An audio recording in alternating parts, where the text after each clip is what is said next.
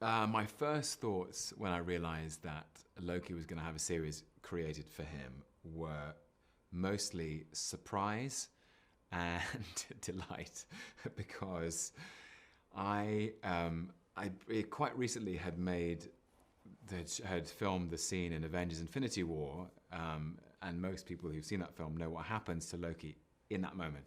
So I thought this is wonderful, but how are we going to do this? Because what happens happens. So yeah, I was so excited and I was so thrilled. I felt very honoured that Marvel, the producers at Marvel Studios, had wanted to make a show about Loki, and then really excited about where we would go. And they were very generous and inclusive in asking me what I thought I hadn't explored yet as the character.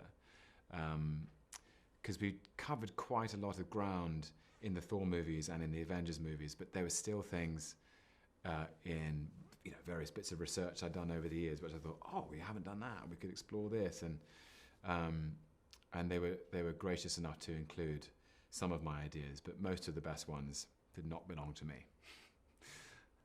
So in terms of the bits of Loki that you haven't seen before, what's interesting is that in this show, it's the Loki you know in a world you don't know. And he's stripped of all the things that are familiar. There's no Thor, there's no Odin, there's no Frigga, there's no Asgard, he doesn't even have his clothes or his magical powers. And so the question for me was, without those things, what remains? What makes Loki Loki? And the TVA, this organization, this institution that governs the order of time, is extremely confronting for him. It sort of is a mirror for himself. And he's forced to integrate some of the things perhaps he's always run from, some of the aspects of his life and his interior life, and driven towards a curiosity about finding out more. So yeah, I don't want to spoil too much, but he's still the same guy. Charming, witty, charismatic on the outside, broken, fragmented, and a bit isolated on the inside. But there's room for maneuver, and maybe there's a chance he can change. We'll see. As an actor, what I loved about playing Loki in this series was particularly taking the things that I feel we had built about the character over time, and then putting him in new scenarios with new characters, working with Owen Wilson and Gugu Mbatha Raw and Wumi Masaku and Sophia Di Martino and so many more. I don't want to spoil who they are and who they're playing, but these new, fresh dynamics with all of the energy that these new actors bring, and therefore kind of creating new connections and that in itself revealing stuff. That's the most exciting aspect of it for me as an actor, is working with other actors and seeing their brilliant ideas and how generous they are. Particularly those actors I've mentioned, they were just great, and so that feels very fresh and very new.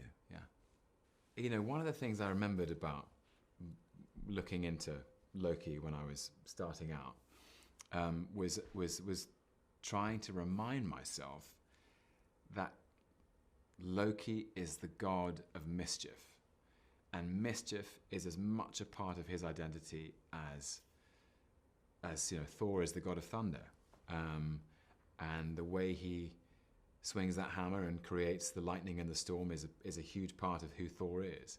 So mischief seemed to me to be a kind of guiding influence on the tone. And if you look up mischief in the dictionary, it says abstract noun, inclination to playfulness. I thought, okay, so everything just has to be, it can be quite profound, it can be dramatic, but keep the strain of playfulness in there. And I thought, the Loki series wouldn't be Loki without a bit of mischief. So I think all the humor comes from that twinkly, cheeky, slightly disruptive strain of humour that I think is threaded through the series. So yeah, Mobius is very confronting for Loki, because Loki's someone who's used to being in control, and he knows the cards in his hand and how he's going to play them. And I think Mobius is detached, and Loki's a bit confused because his usual tricks and sort of powers of persuasion don't work on Mobius, who seemed kind of rather amused by it. And so Mobius and Loki develop a unlikely and possibly unstable game of trust, really, which is they both realize they need each other, but they're not sure if they can trust each other, which makes it very fun. And Owen himself was just a complete delight. He was so playful and so prepared, and brought so many great ideas, and it was such a new flavor, for Loki. I think I loved it. I can't say enough good things about Kate Herron. She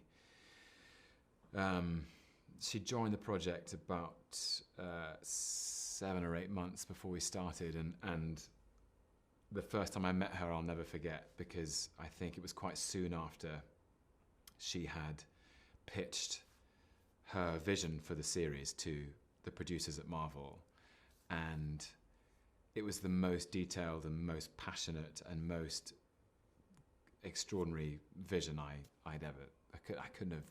It was just amazing what she'd prepared. It was so passionate, and she had done so much work already and had so many brilliant ideas. And